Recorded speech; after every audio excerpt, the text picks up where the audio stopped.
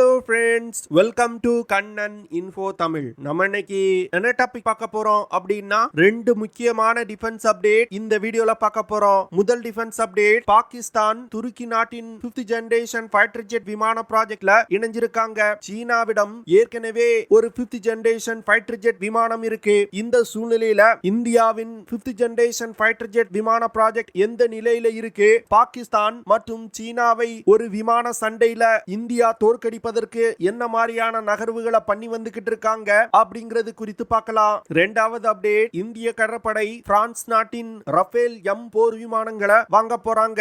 இந்த Rafale M போர் விமானம் சீன கடற்படையின் J-15 விமானங்களுக்கு ஒரு கடுமையான போட்டியா இருக்கும் அப்படின்னு டிஃபென்ஸ் எக்ஸ்பர்ட் சொல்றாங்க. எந்த வகையில இந்தியாவின் ரஃபேல் எம் போர் விமானம் சீனாவின் J-15 விமானங்களை விட சிறந்தது, ரஃபேல் எம் போர் விமானத்தில் இருக்கக்கூடிய சிறப்பு அம்சங்கள் மற்றும் செயல்திறன் என்ன அப்படிங்கிறது குறித்து நம்ம டீடைலா இந்த வீடியோல பார்க்கலாம். நம்ம சேனல்ல டிஃபென்ஸ் மற்றும் ஜியோ பாலிட்டிக்ஸ் சம்பந்தமா தினம் ஒரு வீடியோ பப்ளிஷ் பண்ணிட்டு இருக்கோம். உங்களுக்கு நம்ம சேனல்ல பப்ளிஷ் ஆகக்கூடிய வீடியோஸ் பிடிச்சிருந்துச்சுன்னா சேனலை சப்ஸ்கிரைப் பண்ணி சப்போர்ட் பண்ணுங்க. இந்த வீடியோல நிறைய இன்ட்ரெஸ்டிங்கான விஷயம் இருக்கு, அதனால ஸ்கிப் பண்ணாம தொடர்ந்து பாருங்க. தற்போதைய நிலையில அமெரிக்கா, சீனா மற்றும் ரஷ்யா இந்த மூன்று நாடுகளும் தான் தங்களிடம் 5th ஜெனரேஷன் ஃபைட்டர் ஜெட் விமானம் இருப்பதா சொல்றாங்க. மேலும் பல நாடுகள் 5th ஜெனரேஷன் ஃபைட்டர் ஜெட் விமானங்களை உருவாக்குவதற்கு முயற்சி செய்து வந்துகிட்டு இருக்காங்க. குறிப்பா சொல்லணும் அப்படின்னா, இந்தியா, துருக்கி, ஜப்பான், UK, பிரான்ஸ் போன்ற சில ஐரோப்பிய நாடுகளும் ஒரு 5th ஜெனரேஷன் ஃபைட்டர் ஜெட் விமானத்தை உருவாக்குவதற்கு முயற்சி செய்து வந்துகிட்டு இருக்காங்க. இந்த சூழ்நிலையில இந்தியாவின் மற்ற எதிரி நாடுகளான பாகிஸ்தான் மற்றும் அசர்பைஜான் துருக்கியின் Khan 5th generation fighter jet விமான ப்ராஜெக்ட்ல தங்களை இணைச்சு கொண்டிருக்காங்க. இந்த Khan 5th generation fighter jet விமானம் இந்த வருடத்தோட டிசம்பர் மாசத்துல தன்னுடைய முதல் பறத்தலை மேற்கொள்ள உள்ளது. இதனால இன்னும் ஒரு சில வருடங்கள்ல துருக்கி ஒரு 5th ஜெனரேஷன் ஃபைட்டர் ஜெட் விமானத்தை டெவலப் செஞ்சிருவாங்க. இதனை தொடர்ந்து இந்தியாவின் எதிரி நாடுகளான சீனா, பாகிஸ்தான் மற்றும் அசர்பைஜானிடம் ஒரு 5th ஜெனரேஷன் ஃபைட்டர் ஜெட் விமானம் இருக்கும். இந்தியாவின் 3 எதிரி நாடுகளிடம் ஒரு 5th ஜெனரேஷன் ஃபைட்டர் ஜெட் விமானம் இருப்பது இந்திய விமானப்படைக்கு ஒரு மிகப்பெரிய அச்சுறுத்தலை கொடுக்கும். பாகிஸ்தானுக்கும் இந்தியாவுக்கும் காஷ்மீர் தொடர்பா ஒரு யுத்தம் ஏற்பட்டால் பாகிஸ்தான் தன்னுடைய Khan 5th generation fighter jet விமானத்தை பயன்படுத்தி இந்தியா மீது மிக எளிதா தாக்குதல் நடத்த முடியும். இதனால வரும் காலத்துல நடக்க உள்ள யுத்தங்கள்லையும் 5th ஜெனரேஷன் ஃபைட்டர் ஜெட் விமானங்கள் ஒரு மிகப்பெரிய இம்பாக்டை கிரியேட் பண்ணும். இந்த சூழ்நிலையில இந்தியா தன்னுடைய AMCA 5th generation fighter jet விமான ப்ராஜெக்ட்ல ரொம்ப துரிதமா வேலை செஞ்சு வந்துகிட்டு இருக்காங்க. செப்டம்பர் 2026ல AMCA 5th generation fighter jet விமானம் ரோல் அவுட் செய்யப்பட உள்ளது. 2027ல ஆம்கா விமானம் தன்னுடைய முதல் பறத்தலை மேற்கொள்ளும். இது எல்லாம் வருகின்ற செப்டம்பர் மாதம் இந்திய அரசாங்கம் இந்த ஃபைட்டர் ஜெட் விமான ப்ராஜெக்டுக்கு நிதி ஒதுக்கினா மட்டுமே நடைபெறும். அடுத்து India AMCA 5th generation fighter jet விமான ப்ராஜெக்ட்ல பல தனியார் நிறுவனங்களை இணைத்துக் கொள்ள திட்டமிட்டிருக்காங்க.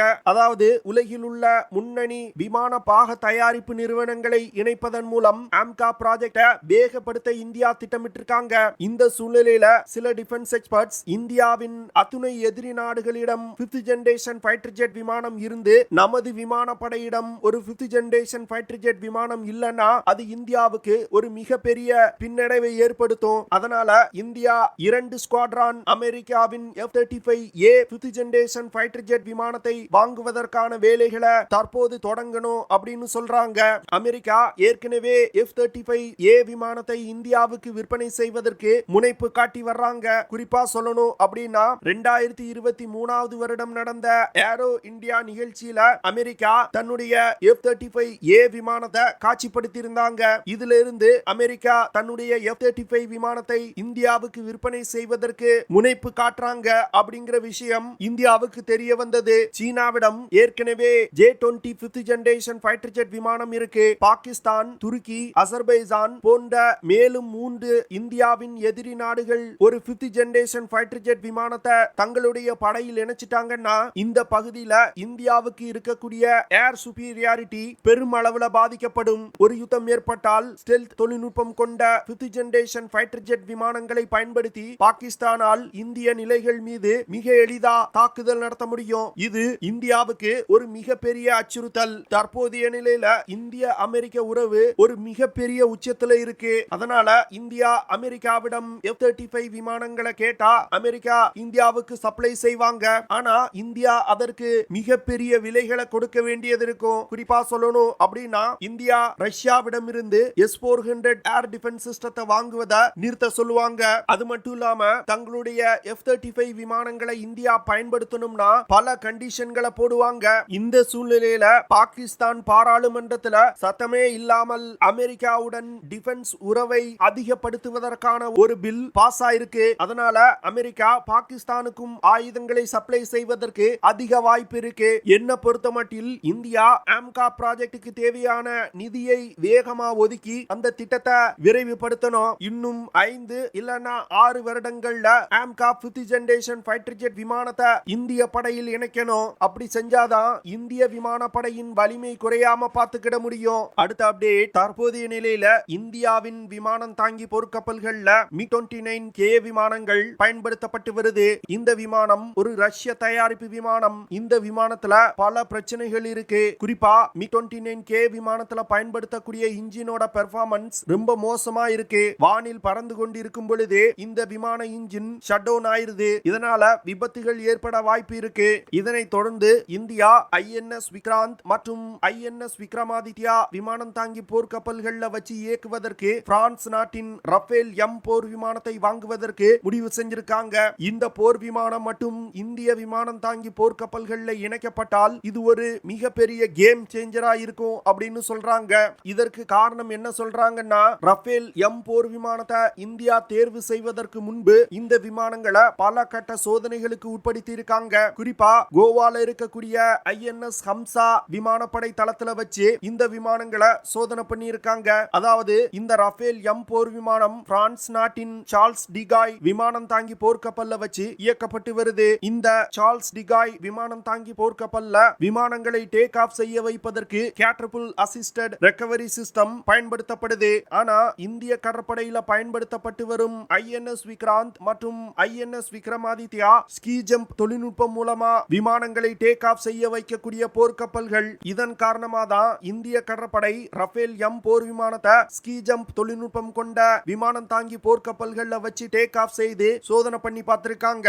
இந்த சோதனையின் போது ரஃபேல் M போர் விமானம் மிக சிறப்பா செயல்பட்டிருக்கு. எப்படி கேட்டர்பில் தொழில்நுட்பம் கொண்ட விமானம் தாங்கி போர்க்கப்பல்கள்ல வச்சு இயங்குதோ அதே போன்று ஸ்கீ ஜம்ப் தொழில்நுட்பம் கொண்ட விமானம் தாங்கி போர்க்கப்பல்கள்லையும் இயங்கி இருக்கு. அது மட்டும் இல்லாம கேட்டர்பில் தொழில்நுட்பம் கொண்ட விமானம் தாங்கி போர்க்கப்பல்ல வச்சு இயங்கும் பொழுது எவ்வளவு எடை ஆயுதங்களை சுமந்து செல்ல முடியுதோ அதே எடையை ஸ்கீ ஜம்ப் தொழில்நுட்பம் கொண்ட விமானம் தாங்கி போர்க்கப்பல்ல வச்சு டேக் ஆஃப் செய்யும் பொழுதும் ரஃபேல் M போர் விமானத்தால சுமந்து கொண்டு பறக்க முடியுது. இது இந்தியாவுக்கு ஒரு மிகப்பெரிய நல்ல விஷயம். ஏன்னா நிறைய டிஃபென்ஸ் எக்ஸ்பர்ட்ஸ் என்ன சொன்னாங்கன்னா, ரஃபேல் M போர் விமானம் கேட்டர்பில் தொழில்நுட்பம் கொண்ட விமானங்கள்ல மிக சிறப்பா செயல்படக்கூடிய விமானம். ஆனா இந்தியா ஸ்கீ ஜம்ப் தொழில்நுட்பம் கொண்ட விமானம் தாங்கி போர்க்கப்பல்களை இயக்கி வந்துகிட்டு இருக்காங்க.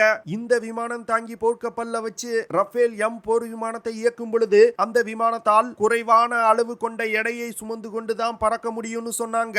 ஆனா ரஃபேல் M போர் விமானம் அந்த விஷயத்தை முறியடிச்சிருக்கு. ரஃபேல் M போர் விமானத்தை இந்தியால வச்சு சோதனை செய்யும் பொழுது 2000 லிட்டர் கொள்ளளவு கொண்ட 2 external fuel tanks, medium range கொண்ட 2 மைகா EM மிசைல்ஸ், எதிரிகளின் மிசைல் தாக்குதலில் இருந்து விமானங்களை பாதுகாப்பதற்கு பயன்படுத்தப்படும் 2 MICA IR missiles, anti ship ஆபரேஷன்கள்ல பயன்படுத்தப்படும் AM-39 எக்ஸோசாட் மிசைல்ஸ் போன்ற பல்வேறு விதமான ஆயுதங்களை சுமந்து கொண்டு இந்தியாவின் ஸ்கீ ஜம்ப் தொழில்நுட்பம் கொண்ட விமானம் தாங்கி போர்க்கப்பல்ல வச்சு டேக் ஆஃப் செஞ்சிருக்கு. இதன் மூலமா ரஃபேல் M போர் விமானத்தினால எப்படி பிரான்ஸ் நாட்டின் சார்ல்ஸ் டிகாய் விமானம் தாங்கி போர்க்கப்பல்ல வச்சு இயங்குதோ அதே செயல்திறனோட இந்திய விமானம் தாங்கி போர்க்கப்பல்களையும் இயங்க முடியும் அப்படிங்கிற விஷயத்தை ப்ரூவ் பண்ணியிருக்காங்க. இதனால ரஃபேல் M போர் விமானங்கள் இந்திய கடற்படையில் இணைக்கப்பட்டால் இந்திய கடற்படையின் வலிமை பல மடங்கு அதிகரிக்கும். தற்போதைய நிலையில சீன கடற்படையில